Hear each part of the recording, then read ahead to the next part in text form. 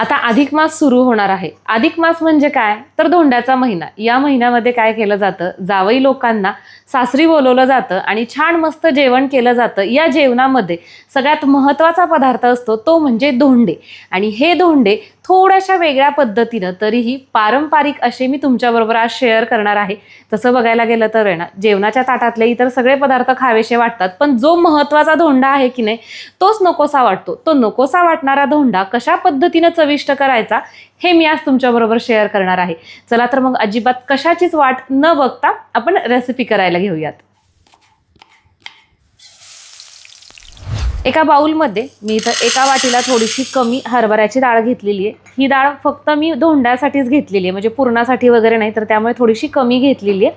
स्वच्छ धुवून घेऊयात.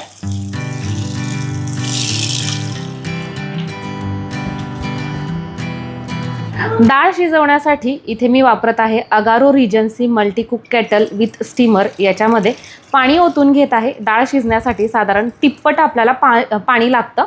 केटल ऑन करूयात. पाणी गरम झालेलं आहे. आता याच्यामध्ये आपण ही डाळ टाकून घेऊयात आणि रेग्युलरपणे आपण ओपन पॉटमध्ये ज्या पद्धतीनं डाळ शिजवून घेतो ना त्या पद्धतीनं आपण ही शिजवून घेणार. याच्यामध्ये आपण थोडंसं मीठ टाकून घेतोय. आपली डाळ शिजतीये तोपर्यंत आपण आता धोंड्यासाठी लागणारं पीठ मळून घेतोय. तर इथं मी साधारण 1.5 वाटी पीठ घेतलेलं आहे आणि याच्यामध्ये थोडंसं चवीनुसार मीठ टाकून घ्यायचंय. रेग्युलरपणे आपण काय करतो, ज्यावेळेस पोळीसाठी पीठ मळतो की नाही तर त्यावेळेस थोडंसं सैलसर अशा पद्धतीचं पीठ मळत असतो, पण धोंड्यासाठी आपल्याला जे पीठ मळावं लागतं ते घट्टसर लागतं. त्यामुळे थोड्या थोड्या पाण्याचा वापर करायचा आणि छान घट्टसर असं हे पीठ आपल्याला मळून घ्यायचं.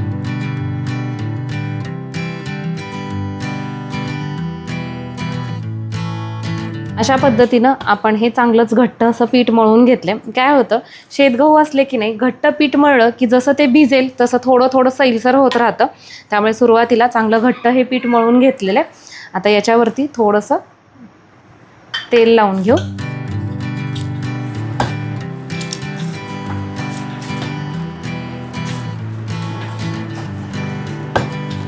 आणि आता आपली इतर बाकीची सगळी तयारी होतीये ना तोपर्यंत हे पीठ आपण मुरण्यासाठी ठेवून देऊयात किंवा भिजण्यासाठी. तर साधारण आहे ना 20 मिनिट होत आलेले आहेत आणि हरभऱ्याची डाळ इथं तुम्ही बघू शकता अतिशय व्यवस्थित शिजलेली आहे. काय होतं, ज्यावेळेस आपण ओपन पॉटमध्ये डाळ शिजवतो ना ती डाळ पाणी पित नाही. पाणी पित नाही म्हणजे काय होतं, ओव्हर कुक होत नाही आणि त्यामुळे आपलं जे पुरण आहे ते अगदी परफेक्ट अशा पद्धतीनं होतं. आता आपली डाळ शिजलेली आहे. ही डाळ आणि येळवणी सेपरेट करून घेते.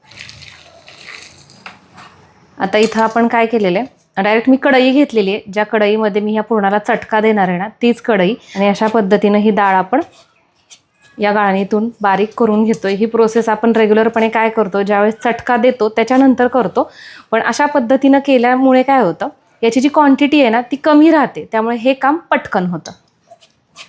डाळ पण गरम असते त्यामुळे खूप पटकन हे काम होतं. डाळ सगळी बारीक करून घेतलेली आहे. आता याच्यामध्ये गूळ टाकतेय. जेवढी डाळ घेतलेली होती तेवढाच गूळ देखील घेतलेला आहे.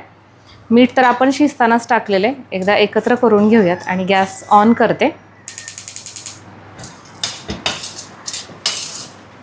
साधारण एक 4 ते 5 मिनिटानंतर गूळ वितळायला सुरुवात होते आणि त्यामुळे आपलं हे पुरण थोडंसं पातळसर आपल्याला जाणवतं.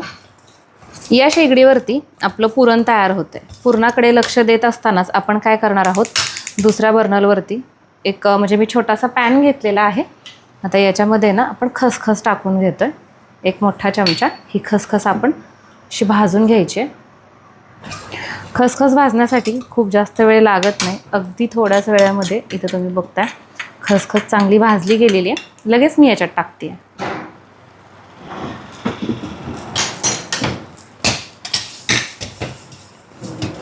आणि आता परत एकदा आपण काय करणार आहोत, त्या छोट्याशा पॅनमध्ये मी थोडंसं तूप टाकून घेते.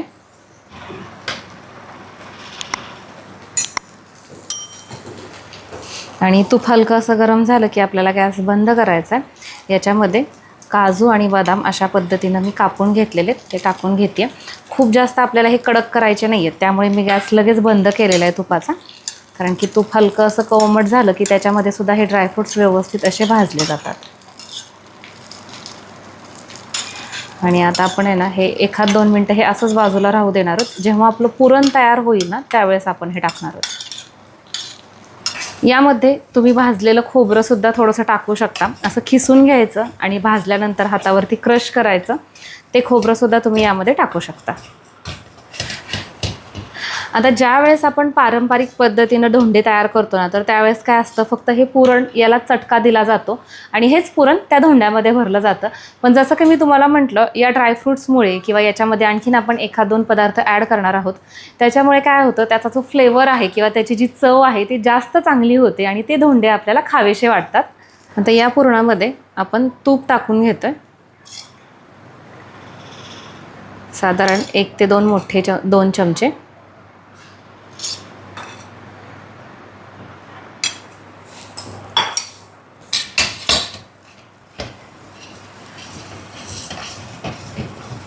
आणि याच्यामध्येच आता आपल्याला आपण जे तळून ठेवलेले ड्रायफ्रूट्स होते ना, ते टाकून घ्यायचे.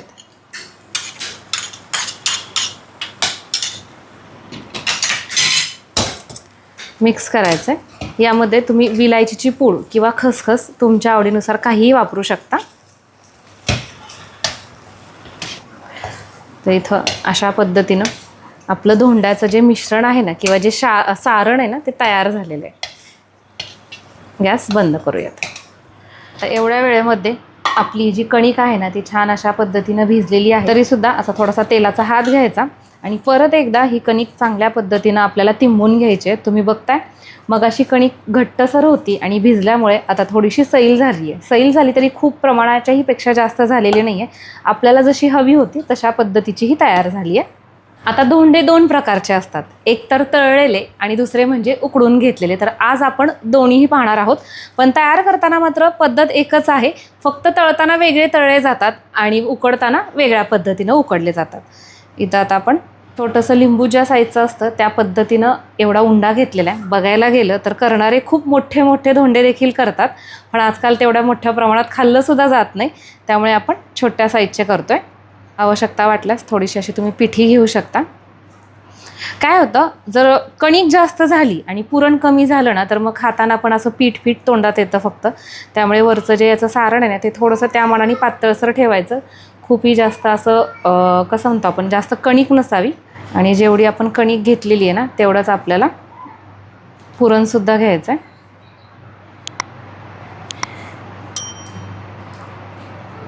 अशा पद्धतीनं हे वर्ण बंद करायचं आणि त्यानंतर हलक्या हाताने हे आपल्याला असे दाबायचे. घ्या, पहिला धोंडा तयार झालेला आहे. सेम अशाच पद्धतीनं इतर सर्व तयार करून घेऊयात.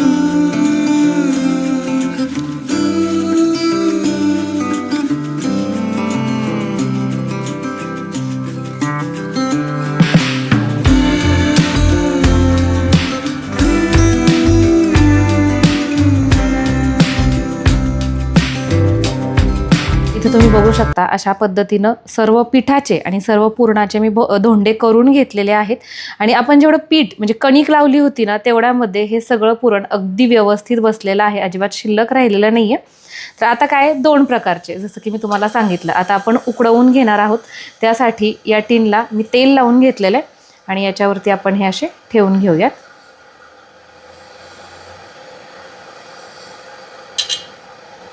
धोंडे ठेवून घेतलेले आणि इथं आपण केसर घेतलेले. खरं सांगू का, हे पूर्णपणे ऑप्शनल आहे, पण याच्यामुळे काय होतं माहिती आहे का, छान असे हे दिसतात. शेवटी जावयाला खाऊ घालायचेत म्हटल्यानंतर देखणेपणा हा आलाच पाहिजे. याच केटलमध्ये मी पाणी गरम होण्यासाठी ठेवलेलं होतं. यावरती हे भांडं ठेवून घेऊयात, झाकून घ्यायचं. एकीकडे आपले उकडीचे धोंडे तयार होत आहेत आणि दुसरीकडे आपण इथं तेल गरम करण्यासाठी ठेवलेलं आहे. यामध्ये हे धोंडे सोडून घेऊयात.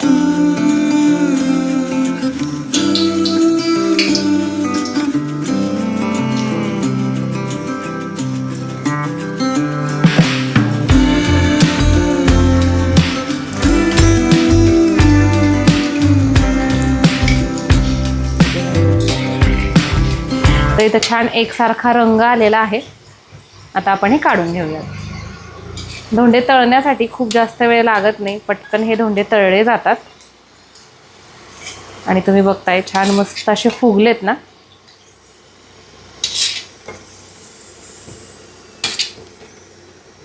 धोंडे जे उकडायचे होते की नाही ते सुद्धा तुम्ही इथं बघू शकता, छान अशा पद्धतीनं मस्त फुगलेले आहेत. आता आपण काय करूयात, हा देखील स्टीमर बंद करूयात. दुसरी देखील बॅच तळून तयार झालेली आहे, काढून घेऊयात.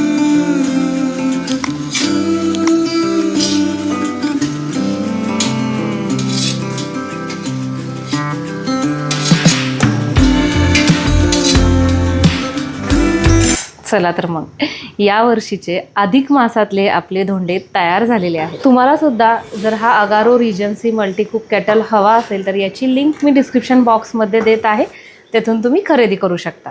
धोंडेदान म्हणजे काय हो, शेवटी हे एक निमित्तच आहे. आपल्या संस्कृतीमध्ये अशा पद्धतीचे जे दिवस आहेत, अशा पद्धतीचे जे सण आहेत ना, ते आपल्या नात्यातला गोडवा वाढवण्यासाठी तयार करण्यात आलेले आहेत. त्यामुळे मला असं वाटतं प्रत्येक दिवस, प्रत्येक क्षण हा छान मस्त आनंदाने एन्जॉय केला पाहिजे. बरोबर आहे ना?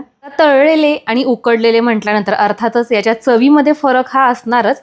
तुम्हाला मी तळलेल्यातला एक असा फोडून दाखवते, तुम्ही बघू शकता आतल्या साईडनं छान अशा पद्धतीनं हा तयार झालेला आहे. आणि उकडलेला आता तुम्हाला जसा हवा तसा तुम्ही तयार करू शकता. हा उकडीचा. या धोंड्याच्या महिन्यामध्ये तुम्ही सुद्धा या पद्धतीनं धोंडे नक्की ट्राय करा आणि तुमच्या जावयांना खुश करा. परत भेटूयात अशा छानशा रेसिपी सहित. तोपर्यंत बाय.